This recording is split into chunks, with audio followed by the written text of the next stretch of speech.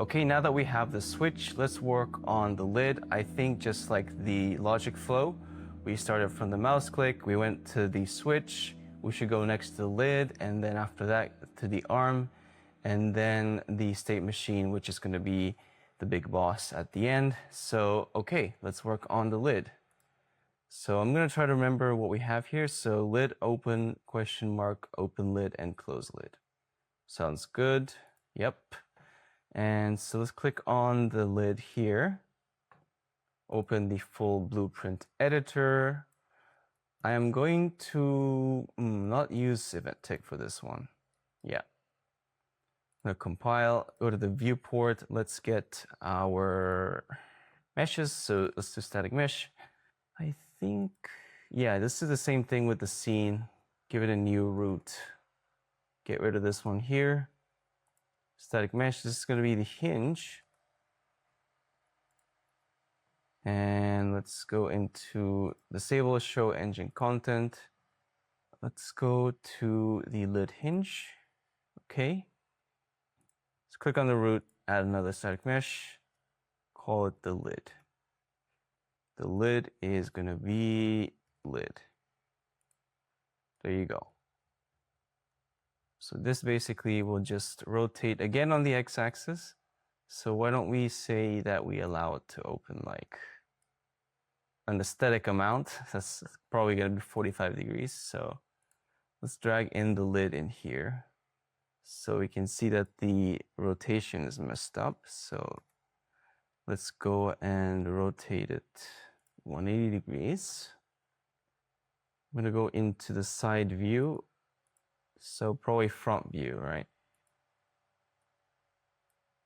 Okay, so the level is incorrect already. So we have to line this thing up with this line. I'm guessing maybe it's 38.5. 2.5? No, 7.5 maybe. I think 7.5 is the right one, yeah. So let's drag this to the end. Has to be like here, basically. And so I'm guessing this is going to be also 38.75. There you go.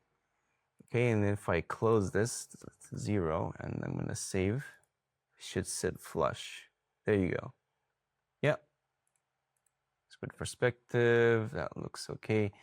And, oh, okay, no, that's the camel, yeah.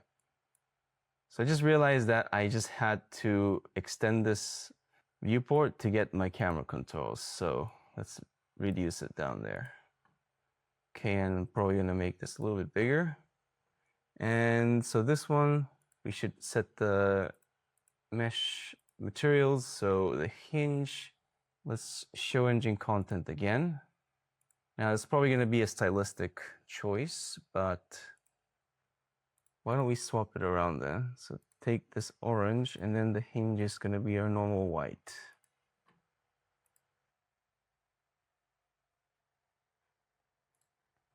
And for the code, it's going to be quite similar to the switch. Yeah, so I'm actually debating if we should just do a toggle or no, I think we should keep it separate. Should be okay, but we're gonna borrow this code still.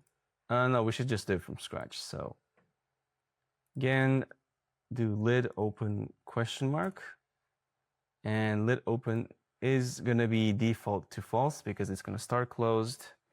And what I was trying to say is again here, right? So not Boolean. Okay, so I need 2 custom events. Okay, so this is something I have to talk about. So, right, so lid open, so open lid.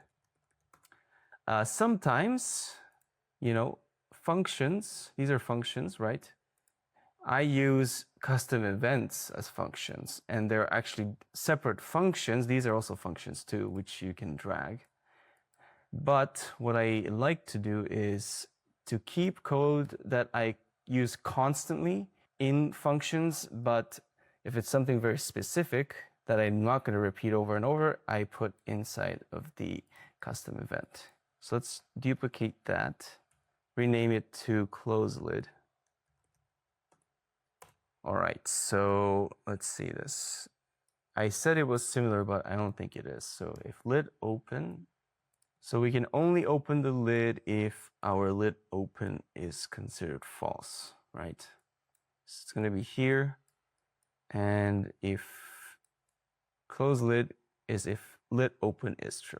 So that's that. And what I'm gonna probably use is the timeline node. So search for timeline. And so this is gonna be lid anim. So if you've never used this, it's, well, you can put in keyframes and have value which animates, and you can set that to some kind of variable, which we're gonna do, of course. So I'm gonna set it to 1 second, add a float track. I'm gonna also select use last keyframe and just rename this with F2. So click on this, press F2, and then call it alpha, okay? And you'll see it here. That's the end result. So what I'm gonna do is, if lid open is false, we can play. And then the inverse of that is gonna be reverse. And that should be okay. Yep. And so we're gonna add a point by clicking shift click, do 0, 0. And then in 1 second, just click somewhere else, value 1 second and time 1 second. Okay, and let's select both of these and add in a bit of a curve. Yeah, that's fine. You can use that. And this 0 to 1 value, that's going to be used as an interpolation bias value, which, again, a little hard to explain, but what I'll show you is something called lerp.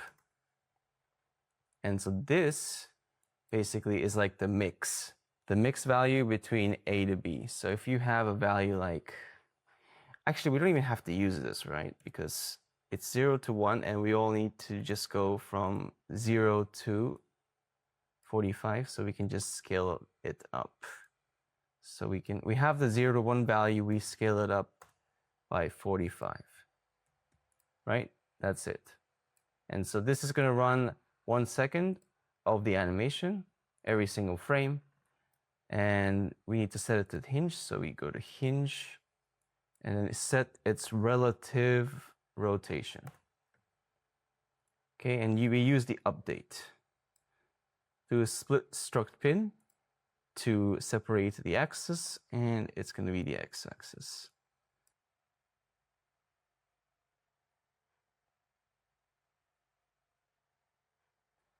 And the trigger condition, if you remember, these two are going to be connected, so we need to pass references to each other. And to do that,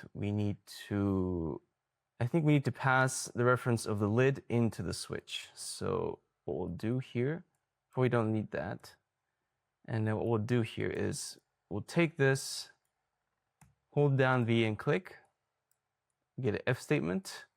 So if switch is on, is true, we call open lid. How do we do that? Well, we need to get reference to the lid. So we need to create a new variable. So we call it BP lid. And this is going to be of type BP lid. And do object reference. And this needs to be ticked on, the eye icon. And you'll see in a moment. So if you do this, and if we bring in we already have the lid, you can see that in the lid, no, sorry, it has to be in the switch, right? So we can see now that this has been exposed.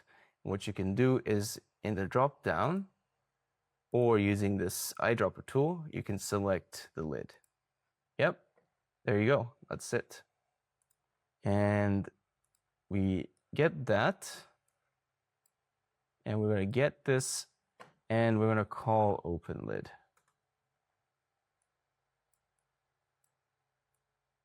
Yep, that's fine.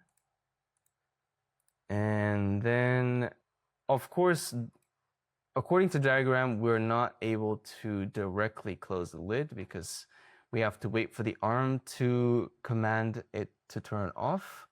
But for now, we can just use this to close the lid. So just close lid if it's false. And this should work, hopefully. I'm gonna just do that. Okay, let's compile and save. Let's run this. Fingers crossed. Oh, okay, so what was going on right there? Oh, I'm so sorry. We have to use the lid. So I think the hinge was rotating. So obviously that doesn't make any sense. So let's get the lid and then drop this on top to change it. Disconnect that. And let's compile and save again and play this. And there you go. Oh, okay, so it doesn't work. Oh, right, I'm so sorry.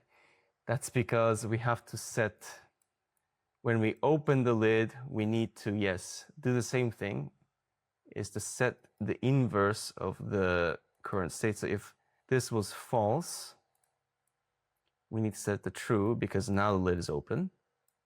And so the inverse of that is going to be false here. And so the reverse, that's fine. Yep, as you can see, I can make mistakes too. Let's wait for it to open. Great. Close. And I think it's going to break if I try to... Oh, no, actually, it works just fine. Okay, so we can be happy that this thing is working. Yep. And if you don't like the speed, what you can do is to take this here, lid anim. So lid anim, we need to get this so you get the reference to this thing. And what you can do is to set its play rate. Yeah. So maybe I do something like this to get a, kind of fast movement. And I'm going to set it to half this, double the speed, so 2. Let's compile and save that. And you can just see that, boom. And it looks a lot nicer. Fantastic. Okay, so since the lid is working in a way that I wasn't exactly expecting, but in a good way, I was just thinking that we should probably use the same sort of way of animating the lid with the switch, but a lot faster, right? And so let's do that. And so basically, let's borrow this, and then I'm also going to just copy that. I'm going to paste it in here. And let's rename this to switch anim. And I know for sure that we're going to be speeding it up. So let's type for switch anim, get switch anim, and search for set play rate. Now, if you're not used to blueprints, just going to remind you that the search is context sensitive, right? So depending on the output you're dragging out and searching from, it can change the result. Because sometimes some people told me, hey, this node isn't available. Like, no crap. I didn't want to swear, so you're just clicking and searching from here, right? You need to have the context of this variable. Okay, so that's that. So new rate, say probably like 4. And it's going to be different. So obviously we're not going to be using this. I'm going to disconnect that and disconnect this. Actually, we can keep this here. And I think what I'm going to do is, I probably need to trigger this immediately. So what you can do is we can put a sequence node, which you can hold down S and click. Great. And we can just put all this stuff here. And first we run this stuff, right? And after that, we go here. And the reason is because when we put in the timeline node, you don't have a direct execution. The finished triggers only after the animation finishes. We want it to trigger as soon as we do the switch toggle event. So we need to use a sequence node. So that's fine. And okay, I'm going to disconnect this. And we should do a B for if statement. And so instead of this, like split, we already have this, right? So if switch on is true, we need to play. And switch off, it's going to reverse just like that. And the alpha, this is the tricky part that I was just thinking about. Well, I think we can just probably use a lerp node. So search lerp, which is like this. And instead of A, we're going to use the alpha like that. That's the bias of 2 values, okay? I think we used that or no? I don't think we did. So this is going to go into the X. So A is 0. So 0 means it is off. So what's our default location? Is 25. 25 and then minus 25. So when I say 0 and 1, I'm talking about inside here. We have 0 and then we have 1. And I'm also thinking if this is going to look a little weird because it's a switch and it needs to sort of trigger in a symmetrical way. But let's just see how it works. Yeah, I mean, I think that's fine. Let's make it faster. So let's do like 5. Maybe let's do it 6 because I like how it looked snappy a little bit there. There you go. Yep. We can start working on the arm. All right, so that wraps up the lid section. As you can see, we're getting into a little bit of logic, the engineering side of things. And you're probably gonna ask yourself, like, what's the relevance to interactive art? It's a good question. I think there are gonna be 2 different camps for this question. If you're happy, sticking more into the visual heavy realm, and you're like just gonna throw some particles in and you spend a lot of time on the textures, lighting, and the scene or the level design, and the input is relatively simple, then you can stay with a medium or low level technical skill. But I think the future of the space is going to be more on the generative art side of things, where for that you do really need to know how systems are built, because that's what they are basically, right? In generative art, you're not necessarily making visuals. You're creating systems that have different logic, and that logic has different set of rules that you set. And based on that, you feed it different kind of inputs. It could be sensors or, it's different kind of motion capture that reacts to the system and creates a varied amount of outputs that creates the visuals, right? And so the mindset is a lot more different. And I think it's a good moment to ask yourself which camp you're in. And if you're in that camp, then I think you should keep watching. And so click on the next video.